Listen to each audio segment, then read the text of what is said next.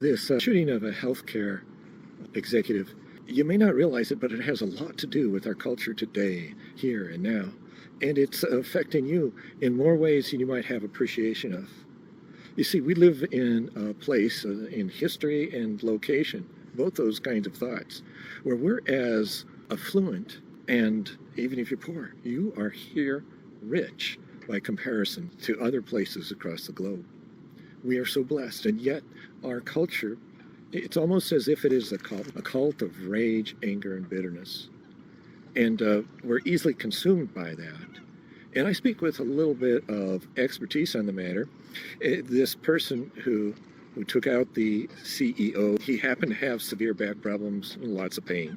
And I know about that. And he also had Lyme disease. And both of those little creatures will get inside of you and just find the weakest spots and raise havoc left and right. So I discovered that I have to make a decision to be at peace. I have to make a decision to forgive life, forgive others. And there's a peace in that. And this is exactly what the season where we talk about Jesus, where we talk about Christmas, it's exactly where that is at, is there's this wise man who came along and told us to forgive, to love each other, that it's radical beyond the normal cultural love. It's far beyond that, in fact, to let go of all that stuff that's inside the self and to really, really to love your God, to love each other. We are so selfish in nature. I know people don't want to hear that, but when you really think about it, somebody cut you off in traffic, somebody hurt you in some minor way, and you're ready to fight to the death. And in this case of this CEO of the healthcare industry, I understand the industry. Healthcare has become very hard, and I really don't think the politicians have done a good job. But there's something that I need to do within me. It's forgiving, it's letting go, it's coming to peace. You change what you can change, and you rest where you need to rest. Now, as a pastor, I've seen a lot of people, Christians included, those who go to church and those who don't, who call themselves Christian but don't have a real connection. I see a problem so often because it's sort of like a fairy tale to them. Maybe fire insurance, maybe in the distant future, something will prove itself, but it doesn't seem to ever happen that way, especially when you're not serious about looking for God. And I would encourage you to be serious. I've been married to a beautiful lady for a long, long time, and this all interrelates. You see, we were both stubborn and opinionated, and we had all sorts of great ideas, and both of us did, but they were different sometimes. But until you forgive one another, not just talk about it, not just say it, oh, I forgive you. No, something different than that. From the very bottom of your heart. That is, in my estimation, a kind of miraculous thing that's available to all of us who will let God do a work. Really, let him do a work. My wife and I both had Lyme disease, and we both had tremendous pain, so much so I probably could not exaggerate some of the things we went through. And I'm not trying to make you feel sorry for me, but I want you to know that you can have great difficulty in life and still be happy.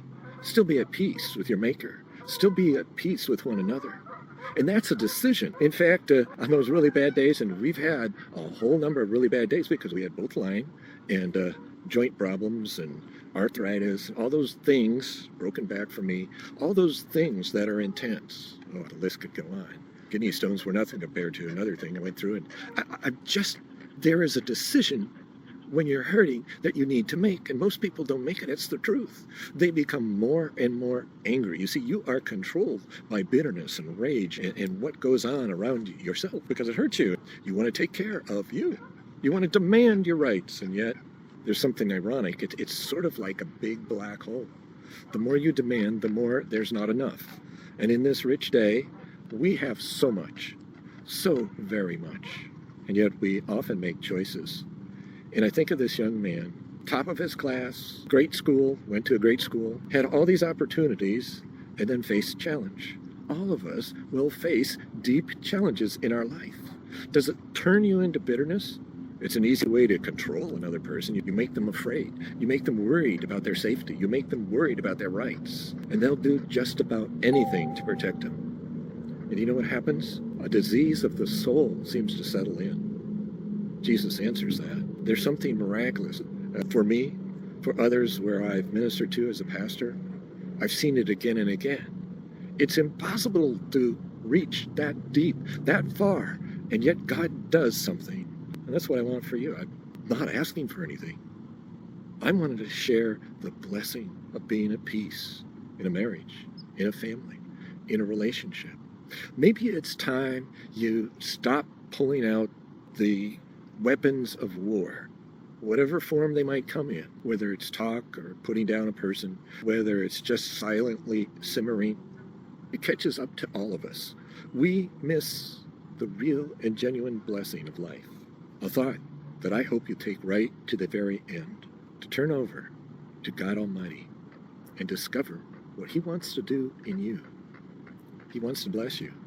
That's why He came and became a human being who suffered for us, so that we may not need to be defeated by the things around us. There's a great promise. Find it. For your blessings, please subscribe.